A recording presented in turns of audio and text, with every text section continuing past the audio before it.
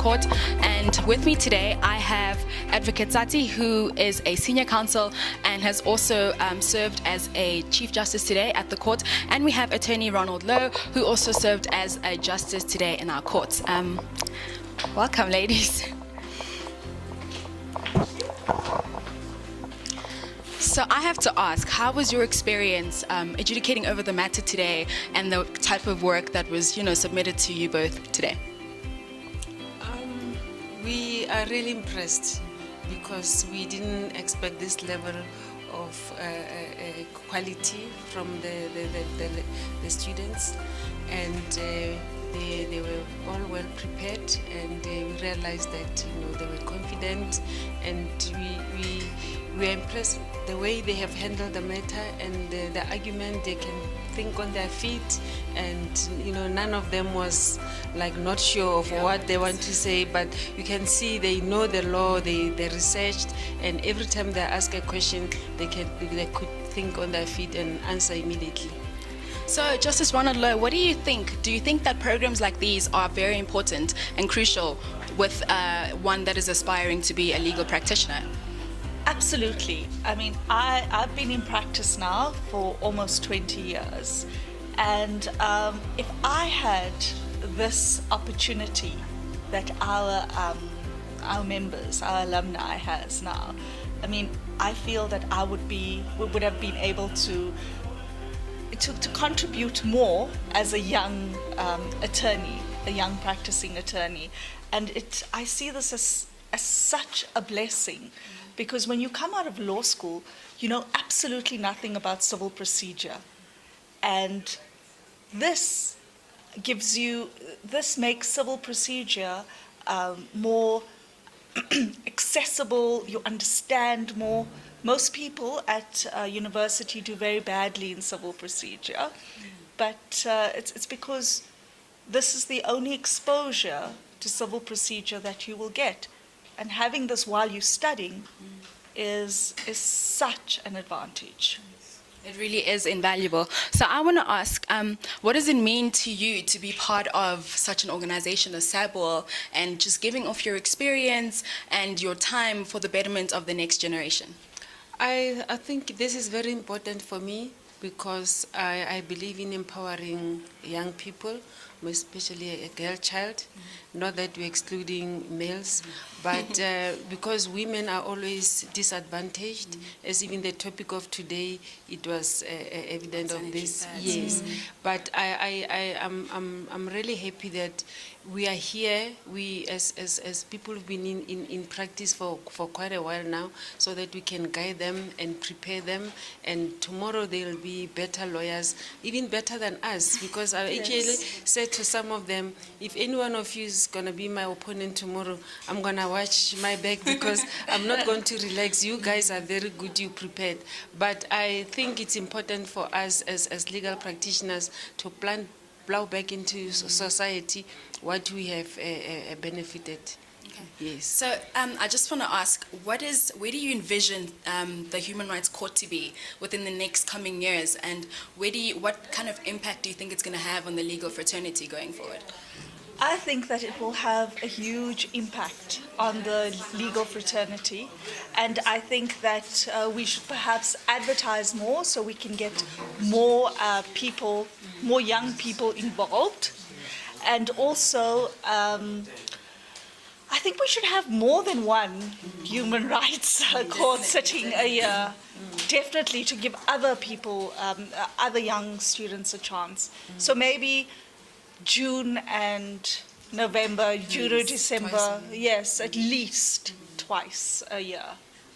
So I think for my final question, and you can both answer this, what is the one piece of advice you would give to aspirant practitioners or someone just recently starting their career as to how to build a successful legal career? What is the one thing you wish somebody would have told you when you were, coming into the legal field? Well, with me, I did 2 years of articles, and I would be more kind to my students, to my candidate attorney, for example. I would treat them and when I was a candidate attorney, we were treated very badly, in the sense that, well, if we were treated with more compassion, it would help us, and it would help our confidence, because doing my articles, I wasn't very confident. It was very difficult to be confident, and especially as a young black female attorney, you need that confidence, because you're up against people who are not discriminated against. So yes, I'd have more. Well, I'd look for more compassion. Compassion and kindness. Yes. I will say to young people who are starting that don't do it for money.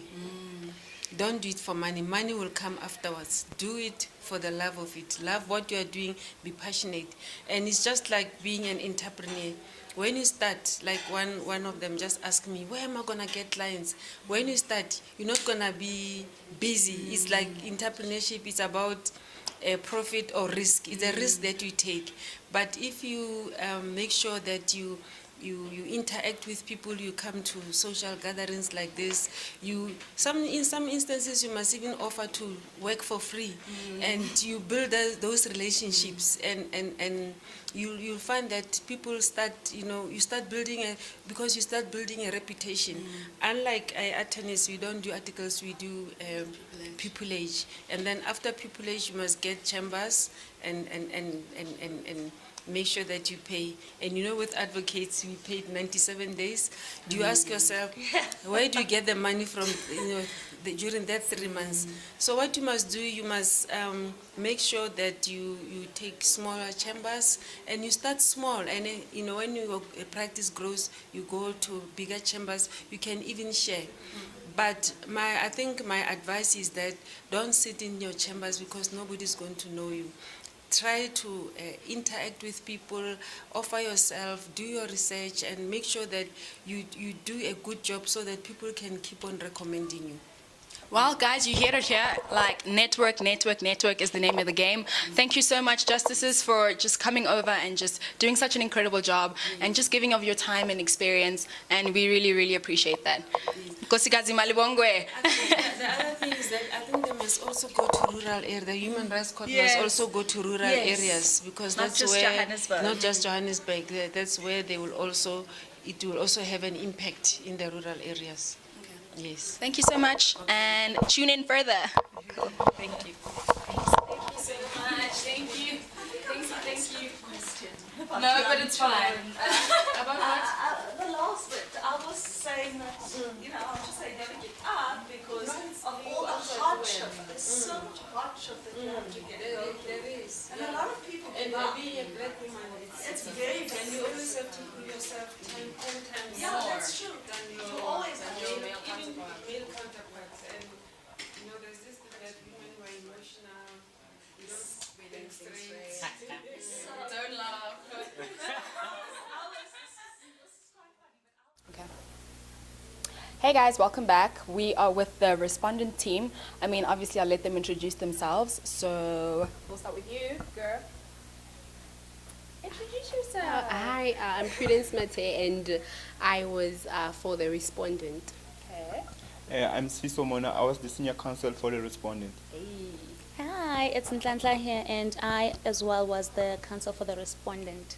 So I have to ask, what is, as a participant of the 2018 SHRC, what is one takeaway that you would like to give to those thinking of applying in the future?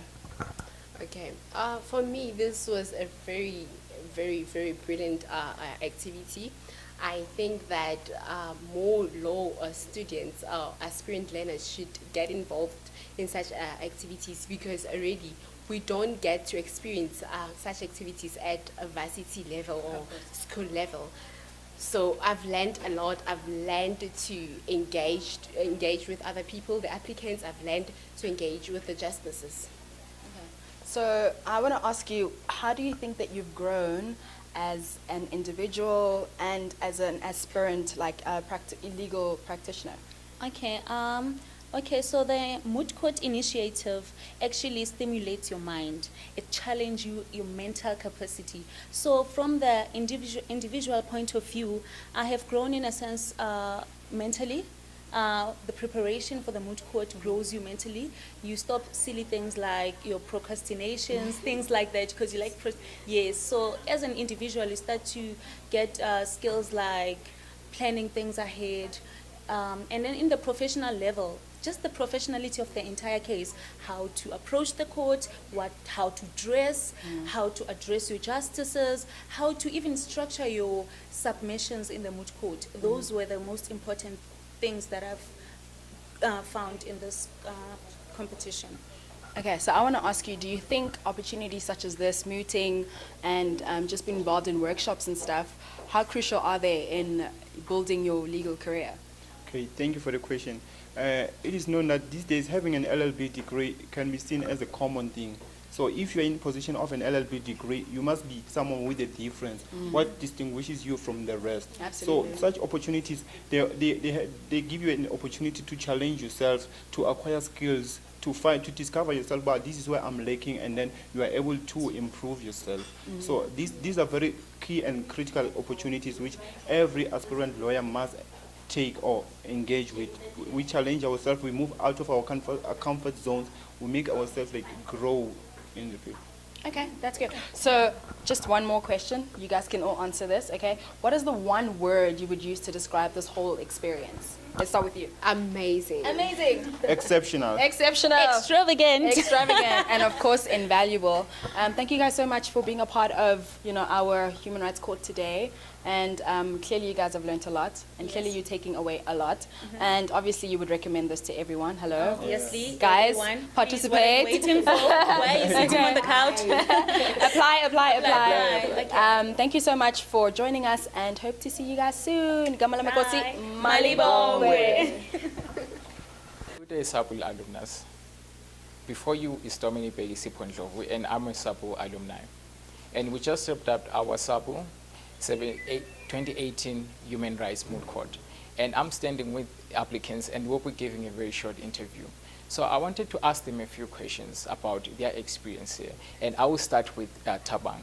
So Thabang, what was the experience like for you being on this platform? It was really good. I think from the preparation phase right up until the execution, which was the appearance today, it was really good working with a team of people. We are very diverse, even in our experiences, and that meant that the inputs were really well-rounded, and it was also shown in our presentation and in the end result of the application, obviously, which was in favor of us as the applicants. So generally it was overall a good experience, and I think for learning purposes it was so important for budding professionals to be able to know what are the things to look out for at this stage already, so that by the time you're ready to practice in litigation, you know what the swing of things should be. Wow, that is very brilliant. And it's worth mentioning that the applicants actually won this year's moot court. And how about you, Sivukile? What is the level of preparation that goes into something of this nature, this moot court? Sure, I think it's very stressful. I know with us, we're in the middle of exams, me and Google. She was working, so I think what is needed is that as soon as you get the set of facts, start working on it. Because if you really leave it for the last minute, it's not going to work out as you would have liked it to work out. So we really did struggle with preparation. We had to draft heads of arguments. But for anyone who's going to be coming here, anytime soon, I think start immediately and just prepare yourself, because with much more preparation, you are able to do better, and you are able to have more confidence in yourself as well. So that's definitely something I would have liked to work on and not procrastinate and leave it for the last minute. But overall, it was a very informative, setting. We really did learn a lot from this experience. Wow, that is brilliant. And it's quite telling. That is why you guys succeeded to be number one today. Tell me, Talent, what would you advise others who want to go into this stream, what they can do to be part of this platform? Okay, I would advise everyone, just like Sivu has mentioned, that preparation has a lot to do with this thing. And if anyone is definitely considering doing this thing, then definitely they just have to prepare, prepare, prepare. That's all I can say, nothing much. Thank you so much to the applicant side, and I want to say congratulations one more time for you guys for winning. So, and by our calling, our calling at SABWiL, we say igama lami Khosikazi Malibongwe. Thank you so much. My name is Ndisha Godoni. Here on stage I'm joined by representatives of Abantwana Community Center who are representing the best interest of the child in our SABWiL Human Rights Court. It goes without saying that their purpose was to advise the court on areas of law and answering and assisting the court with all necessary tools that the court will need. On my left here, I would like to introduce Nonkululeko Shortries and Catherine Makaya on my right. Welcome. Thank you. How are you guys feeling after the experience here at SABWiL today? Well, today's experience was very good. We learned a lot from the process leading up to our final appearance in court with the outcome, because we achieved our goal and our purpose as the amicus in advising the court on the best interest of the child. We also get to take away a lot of positive experiences from the experience of actually competing in today's moot court. So I think overall it was a positive experience and we're happy. No, thank you. Okay, in terms of various stakeholders, what word of advice can you pose to them on how they can alleviate the situation of or the problem of sanitary towels in our underprivileged communities? Well, simply put, participate and ensure that enforcement happens by getting involved.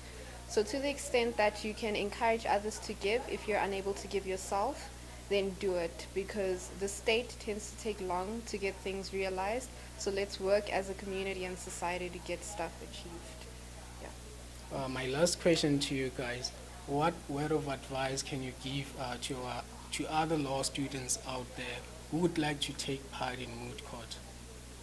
We would say take the initiative and take every opportunity given to you to refine your tools as law students. Moot court definitely serves a very pivotal role in refining law students' technique in being able to present oral argumentation before a court, as well as drafting the heads of argument, which is required, all of which are fundamental grounds for any successful law student who eventually will become one of the best legal practitioners in the country.